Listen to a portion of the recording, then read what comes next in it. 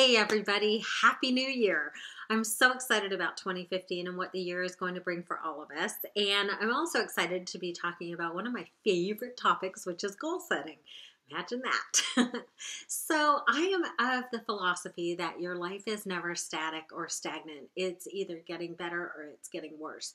And that's in every area of your life, whether it's your finances, your personal relationships, your career, whatever it is. Any area of your life is either getting better or it's getting worse. And the decisions that we make every single day are contributing to that path to better our lives or the path to not make it any better. So with that, I like to do goal setting at this time of year. It's a fresh start for all of us, right? And we get to sit down and figure out what we want to do with our lives and the way we want them to look in a year and or a month or a week or whatever we determine our goal timeline to be. So with that, let's get started. First of all, what I want you to do is really evaluate where you are today in life.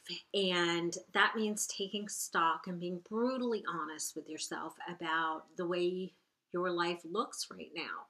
And what does your career look like? What is your health look like?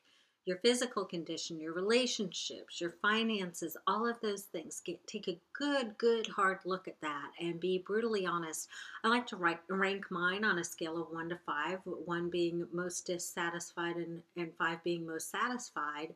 And that helps me determine where I want to set goals and the types of goals that I need to set based on how dissatisfied I am with the way things are. So with that, you take every area of your life and rank it and determine what you need to change. Okay, so that's today's life. Now I want you to take a minute and visualize your dream life. What does your dream life look like? What do you do with your time? Who do you spend your time with? How do you spend your money? What do you do in your dream life, and what does that look like to you? And take some time for that. Let yourself explore what that looks like. And don't think about the things that are holding you back. Just think, if I had nothing holding me back, what would my dream life look like? All right. Now you've got today's life. You've got your dream life. Now I want you to take a look at what it's going to take to get from today's life over here to your dream life over here. What changes do you need to make in your life in order to get there?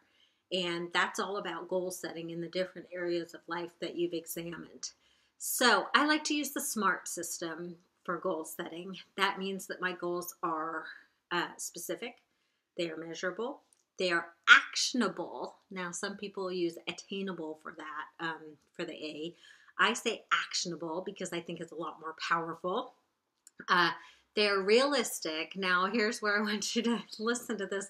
Realistic, meaning they're realistic goals. They're not like, I'm going to wake up tomorrow and be a millionaire, but they're realistic goals in that they're things that you could achieve, but you need to stretch yourself a little to get there.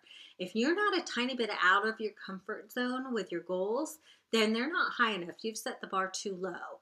So realistic is really one of those touchy areas. Make sure they are realistic, but that they're still making you stretch a little bit.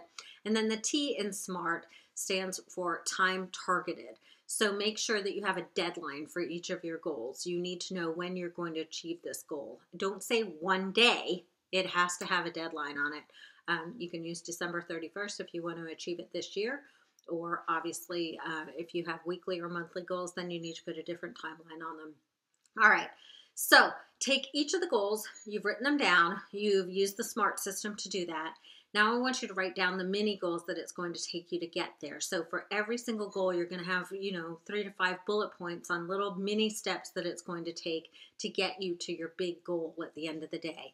And this is really, really important that you write those down, because when you achieve one of those mini goals, you're going to celebrate. You're going to celebrate your victory. And that can be anything from, buying yourself something to spending some time alone to spending time with the family or whatever it is.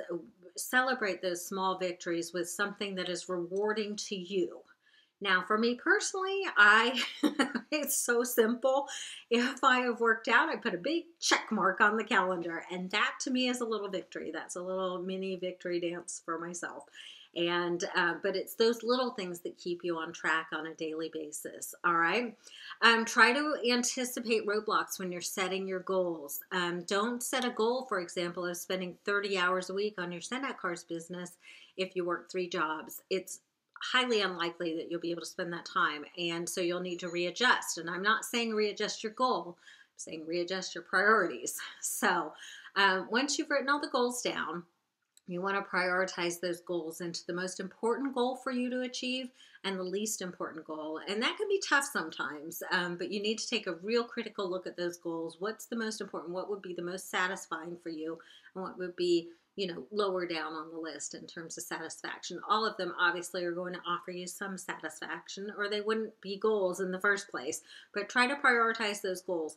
This is really critical when you're you're being pulled in different directions by different forces that are demanding your time and attention. And if they're in alignment with your goals, that's perfect because it allows you to focus your attention on those goals. But if you've got 2 different things pulling at you, obviously you're going to focus on the one that is a higher priority on your goal list than the one that's a little bit lower. So it helps you channel your time and attention and be a lot more productive in achieving your goals. All right. The next thing is to share your goals with the people who are committed to helping you achieve them.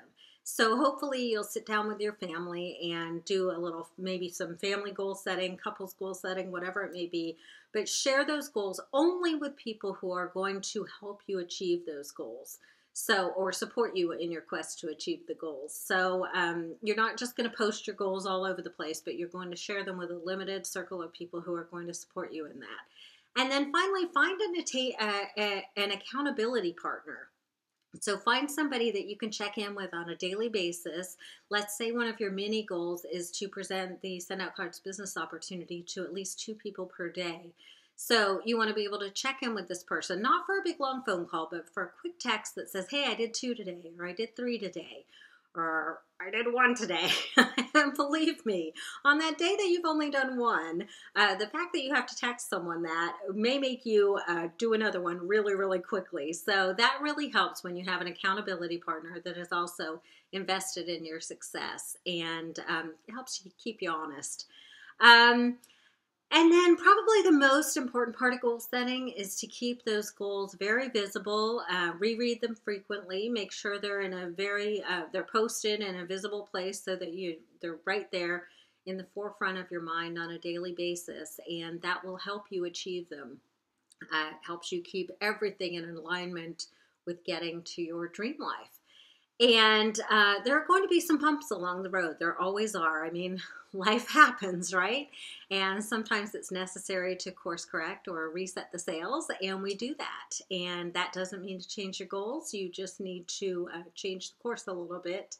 And but never, never, never give up, in the words of Winston Churchill. That is something that you need to make sure that you do for yourself. If you've taken the time to do this and taken the time to really examine your life and determine what your dream life looks like and what you'd like to achieve within the next year, then honor yourself by sticking to it and sticking to your guns and making sure that you achieve those goals. All right, I'm looking forward to seeing you in the coming year. Can't wait. And until then, you all take care.